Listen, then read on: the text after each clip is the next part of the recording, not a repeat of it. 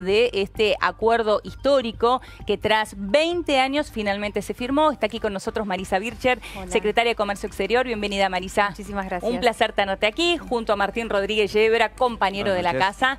Bueno, Marisa, en primer lugar, preguntarte si bajó un poco la euforia que imagino que veíamos recién en este informe que presentábamos. Bajó, pero todavía seguimos, la verdad que muy entusiasmados.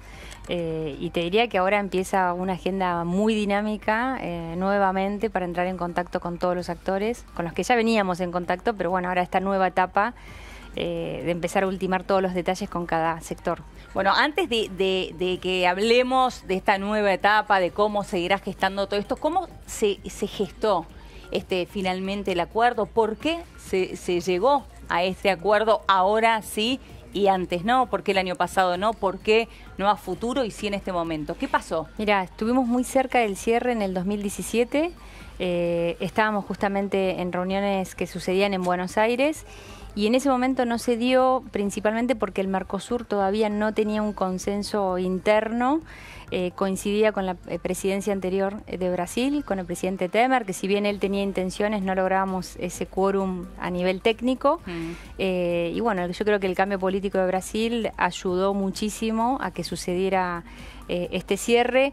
Ya en Buenos Aires hace 20 días, en reuniones con los europeos, veníamos viendo que había tomado mucho ritmo la cantidad de temas que venían postergándose, ya se empezaba a avanzar rápidamente y la semana pasada fue una semana decisiva y lo notábamos ya también con los europeos. En el momento que viajan a Bruselas a terminar la negociación, todavía quedaba la posibilidad de que no saliera bien, ¿no? ¿En qué momento dicen, bueno, esto va bien y va a salir? ¿Qué fue lo último que termina de decidir la situación? Es que había muchos detalles que se iban como desarrollando. Digo, nosotros llegamos una semana antes que los ministros. Y nos dábamos cuenta porque llegábamos a las oficinas de los europeos y el ritmo que había por parte de ellos, la rapidez en que todas las reuniones técnicas en simultáneo, vos ten en cuenta que un acuerdo lleva aproximadamente 12 disciplinas, en simultáneo todos los equipos trabajando, veíamos mucha gente del lado europeo que también eran signos.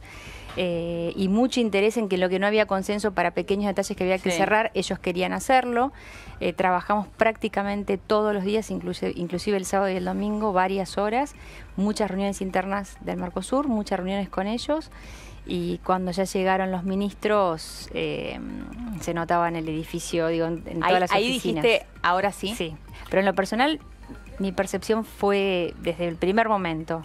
Había dudas, pero al mismo tiempo tenías al presidente de Francia, Emmanuel Macron, por ejemplo, haciendo declaraciones públicas, cuando llegó Osaka, incluso cuando se estaban en las últimas horas, diciendo no voy a firmar un acuerdo con un país que amenaza con retirarse del acuerdo del clima, en referencia a Bolsonaro, o sea, metiendo una suerte de presión, incluso hubo una carta que hizo circular en la Comisión Europea, o sea, había todavía una corriente de resistencia que hacía dudar hasta último momento, ¿no? Que hubiera un acuerdo. Exactamente, y lo que se notaba y lo que veíamos era que había una interna muy fuerte del lado europeo. Nosotros acá sabíamos el objetivo que queríamos lograr, los 4 países. ¿Estaba alineado? Totalmente alineado, totalmente alineado.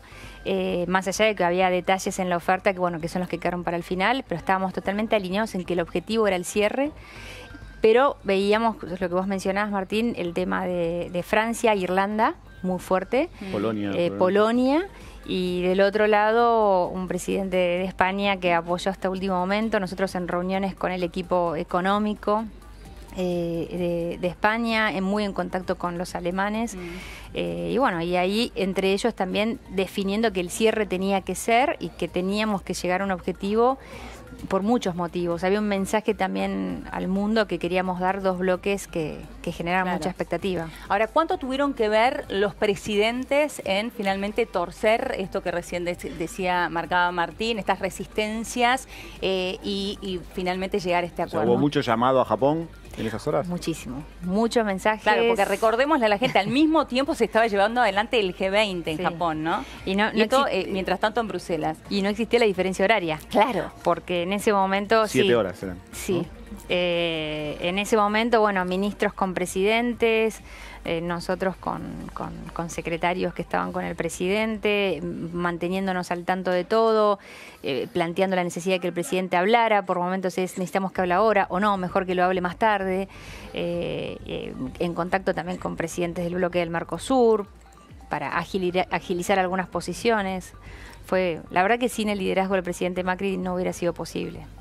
¿Y cuánta responsabilidad también le otorgarías al presidente, en este caso de Brasil, a Jair Bolsonaro, justamente con respecto a lo que vos decías hace un ratito, ¿no? Que antes estuvo a punto de cerrarse el acuerdo, pero el presidente Temer no dio el visto bueno. No podía. Yo creo que lo que nos pasó con esta presidencia de Brasil fue un presidente, en este caso Bolsonaro, totalmente convencido del acuerdo, totalmente el mensaje hacia el mundo de querer mostrar un nuevo Brasil más abierto, un Mercosur que hasta el momento no venía dando los resultados que necesitábamos para el sector privado.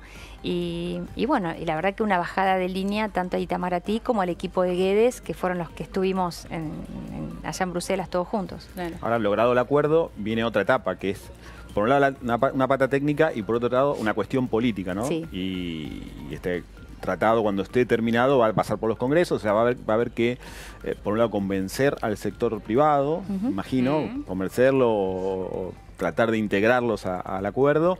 Y después hay una cuestión política muy fuerte, con un sector de la oposición que está diciendo que esto va a ser perjudicial y que inmediatamente salió a decir que se estaba poniendo en peligro a la industria argentina. Ya que mencionás eso, Martín, Marisa, te invitamos a ver las declaraciones justamente del precandidato presidencial Alberto Fernández con respecto al acuerdo Unión Europea-Mercosur. Sin que ganes Europa y nosotros perdemos. Ese es el planteo, ese es el planteo. Es absoluto pragmatismo diplomático, ni siquiera. Y dejar de lado cualquier tema ideológico. Yo no tengo un problema ideológico con Europa. Hay gobiernos europeos con los que me siento cómodo, ideológicamente hablando. Lo que digo, no importa, digo, pero me parece que el gobierno de Portugal es un gobierno que ideológicamente parecido a mí, me parece que el gobierno español actual es un gobierno ideológicamente parecido a mí. No importa, eso no importa. También tengo mucho respeto por todos los demás gobernantes de Europa.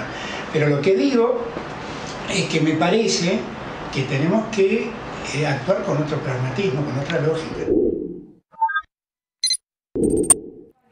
¿Qué responderías a esto que dice Alberto Fernández? Que justamente no había ni pragmatismo ni ideología. Digo, nosotros estábamos trabajando y logramos un acuerdo comercial que, si bien tiene un pilar político importante, lo miramos desde el punto de vista de la institucionalidad que le genera hoy al Mercosur integrarse con una región que involucra 28 países, bueno, sin Brexit 27, pero digo, para nosotros el resultado económico que estábamos buscando y que nos venía pidiendo el sector privado en estos 3 años es lo que se logró, y también un objetivo que el gobierno anterior quiso lograr y no lo hizo.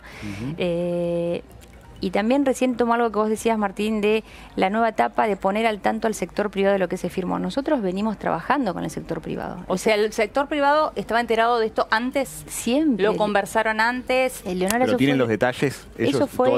Es que el detalle lo tiene desde el momento en que nosotros, para avanzar en las ofertas y en la negociación con los europeos, vos necesitas el quórum del sector privado.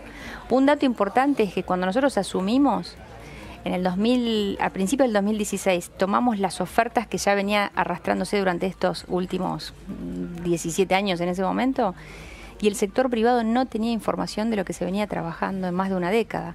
Nosotros pusimos la información sobre la mesa, le dijimos, esto es lo que quiere Europa, esto es lo que ya viene ofreciendo el Mercosur, avanzamos y cómo avanzamos.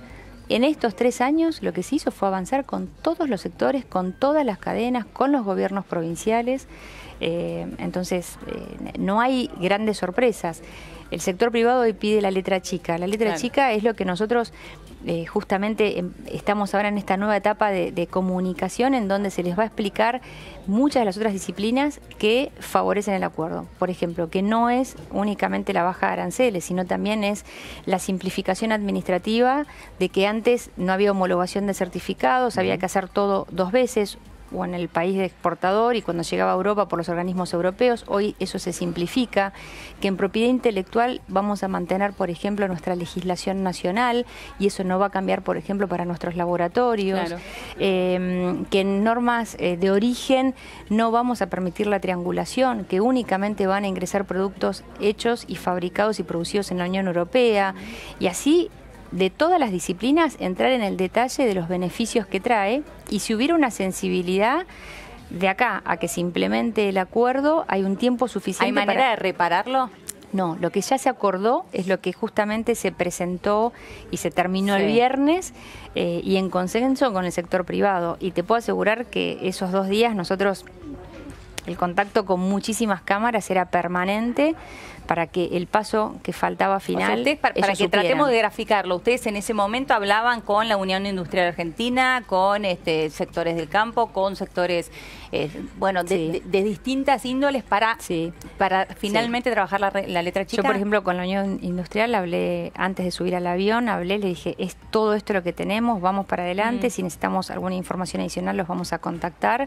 Ellos me hicieron llegar una nota ratificando algunos temas donde ellos tenían dudas y la verdad que de 10 ítems que nos mandaron, hay 9 que se pudieron cumplir, menos 1, que es que eliminemos los subsidios en la Unión Europea, algo que no pasa por nosotros, y que también es un tema que está dentro del acuerdo, que haya un mecanismo de salvaguardas para las empresas del Mercosur. Una de las críticas habituales de la oposición ha sido desde el primer momento que esto condena a la industria nacional, ¿no? A la desaparición, dicen algunos, y que cristaliza de alguna manera el modelo agroexportador para el futuro de la Argentina.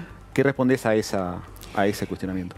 Que el acuerdo es un acuerdo equilibrado y que también contempla ventajas para el sector industrial. Ten en cuenta, Martín, que nosotros en este momento contamos con nada más que 9.500 empresas exportadoras. Para que tengamos una idea, España tiene 165.000 empresas exportadoras. Con la misma población, casi. Exactamente, con la misma población.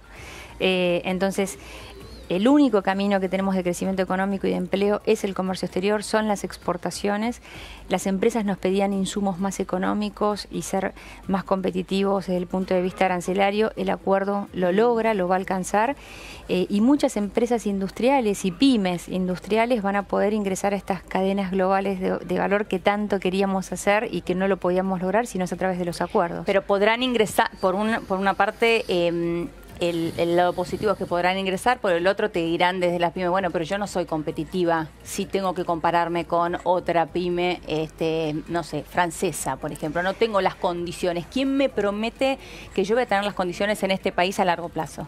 Bueno, nosotros estamos trabajando. Vos pensás que este acuerdo se debería estar implementando aproximadamente en 2 años.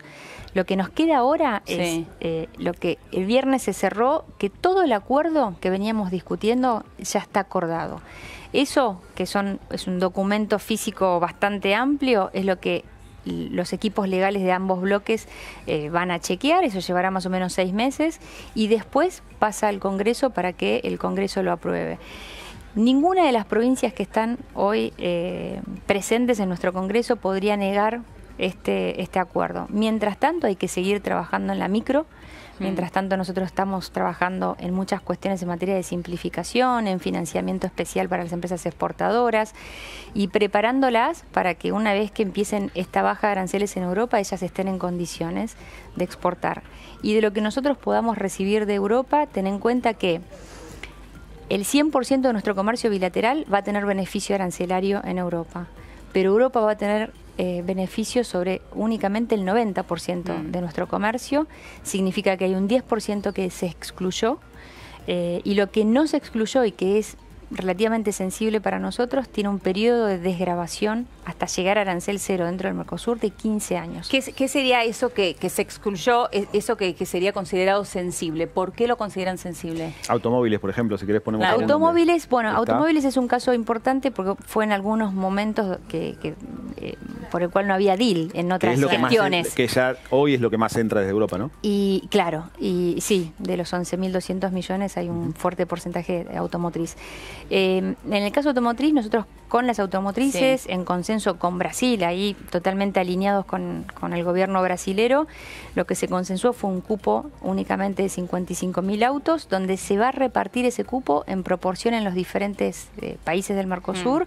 Argentina estaría absorbiendo más o menos 15.000 unidades por año. De esas 55.000, 15.000. Exactamente. Entonces, en ese caso estamos hablando de un comercio administrado, como es un cupo de exportación, y como también al Mercosur le toca algunos cupos agrícolas dentro de la comunidad. La carne, por ejemplo. Mira, tenés la carne, tenés el etanol, el arroz, el azúcar, carne de pollo, carne de cerdo. Y sí, hay muchísimos productos allí también. Pero que son cupos que para nosotros son bastante interesantes. Es un acuerdo que va a obligar al empresario argentino también a adaptarse, ¿no? A ser más competitivo, que es una de las cosas que siempre se habla en los gobiernos, en los sectores de la economía, de, Argentina no tiene, los empresarios argentinos no tienen la suficiente competitividad para enfrentar un acuerdo de este tipo. Va a obligar a los empresarios y supongo que va a obligar al Estado también a hacer cosas para que esa competitividad sea posible. Se viene un trabajo largo, supongo, para lograr todo eso, ¿no? ¿Qué puede hacer el Estado para ayudar a que esos empresarios también logren esa Primero seguir negociando, porque después de este acuerdo se viene Canadá y se vienen los países del EFTA, donde ya tenemos un proceso de avance tan significativo que lo que hicimos primero fue priorizar Unión Europea por un tema de tiempo, ¿no? De 20 años de negociación. El sector privado, yo creo que pasamos de una etapa de demanda y exigencia, que está bien que lo haga respecto al gobierno y facilitar la inserción internacional, a, como decís vos, a ahora dar el paso y el salto a la exportación. Yo te puedo asegurar, y nos ha pasado durante el proceso de aperturas, de las 170 aperturas que hicimos para el sector agroindustrial, que están dadas las oportunidades. No hay sectores competitivos y sectores no competitivos. Hay empresas competitivas y empresas no competitivas. Y el mercado europeo lo que presenta es un abanico de posibilidades muy fuertes. No me quiero olvidar del capítulo de servicios, donde el acuerdo va a permitir que las empresas exportadoras de servicios tengan las mismas condiciones que una empresa europea. Ahora, con respecto a lo que decía recién Martín, y en cuanto a la pata pública y necesaria para que una empresa se vuelva competitiva, lo primero que se nos viene a la cabeza es el costo laboral, el costo logístico, el costo fiscal, impositivo. Digo, ¿están dadas las condiciones o está el consenso político para que esto suceda? Sí, claramente. Yo creo que en un segundo mandato la reforma laboral es muy necesaria. Seguir trabajando en la mejora en materia impositiva. Nosotros desde Comercio Exterior trabajamos mano a mano con la FIP, porque la cantidad de costos que a veces nos presentan las empresas exportadoras, que algunas también, digo, Leonora, son provinciales, ¿no? Y municipales. Entonces nosotros podemos trabajar con la FIP a veces en simplificar o detectar. Para que te des una idea, cuando nosotros desarrollamos y lanzamos la ventanilla única de comercio exterior, la simplificación de trámites, estamos hablando de más de 1.600 trámites que simplificó el gobierno, y muchos de ellos en materia de comercio exterior. Hoy para una empresa pyme se simplificaron por trámite más o menos entre 4.000 y 5.000 pesos. Todo se va haciendo en la micro, hay que trabajar mucho, y obviamente después reformas que son a nivel nacional, como la laboral o la impositiva, que eso ya pasa más a un campo político-legislativo que es inminente. Claro, que va a abarcar a varios gobiernos, digo, porque... Bueno, Brasil ahora está en esa etapa para sacar su reforma previsional y creemos que también ese es el camino, ¿no? Es un tema que imagino que saldrá en la campaña, ¿lo imaginás? Teniendo en cuenta que el principal rival del presidente Macri está diciendo, esto no me gusta.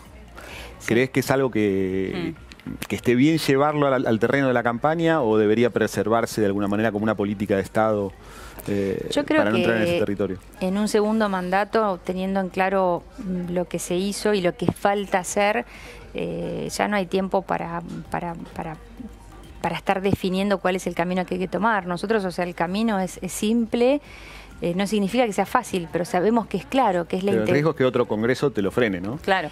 Mira, puede ser. Si un congreso nacional no lo aprueba, no rige el acuerdo. Totalmente, bueno, eso es un riesgo que se puede asumir, pero no, eso no quita que nosotros nos llevemos las propuestas que creemos que le va a hacer bien o a la sociedad, o en el caso del acuerdo de Mercosur-Unión Europea, a un sector privado que desde que asumimos nos pidió más acuerdos, comparándonos con Chile, comparándonos con países de la región, y nosotros siempre excluido de todo. Marisa, un placer tenerte aquí. Muchísimas gracias. Muchas gracias. Gracias, Martín. Vamos a ir a una pequeña pausa en La Nación PM. Quédate ahí porque en instantes estaremos conversando con Rosendo Fraga, analizando